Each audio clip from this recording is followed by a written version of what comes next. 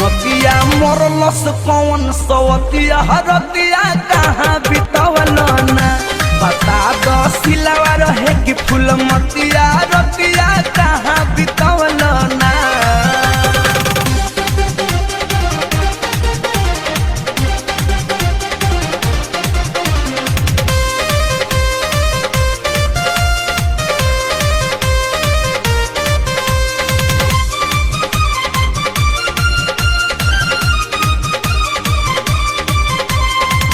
रात भर पियले बानी पानी फ्रिज के अपने से ठंडा कोइले बानी अपना चीज के।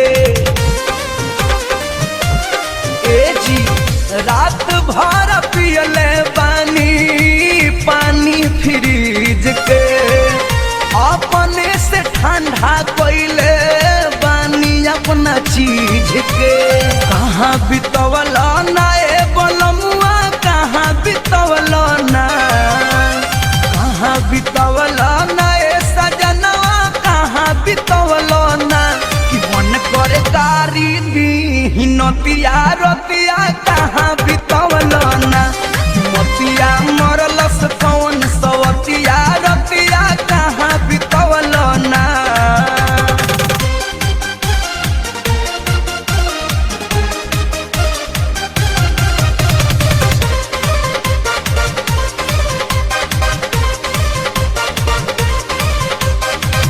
रूसल बाबाली बिंदिया नींद नइखे आई काल्हू के जुदाई हमसे नइखे सहाई।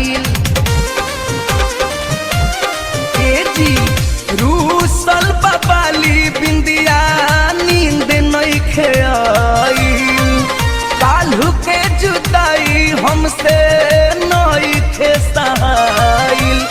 कहाँ बितवल ना कि रतिया कहाँ बितवल ना कहाँ बितवल ना कि रतिया कहाँ बितवल ना सुधार अबो से अपन दतिया रतिया कहाँ बितवल ना कि मतिया मरलस कौन सवतिया रतिया कहाँ बितवल ना।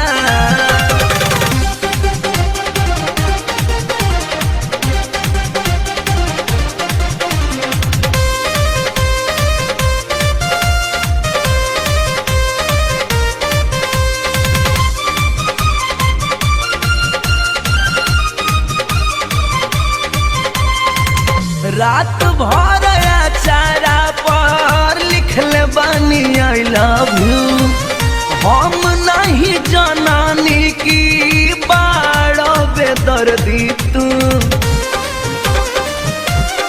ए जी रात भर चारा पर लिखले बानी आई लव यू हम नहीं जनानी की बाड़ो बेदर्दी तू।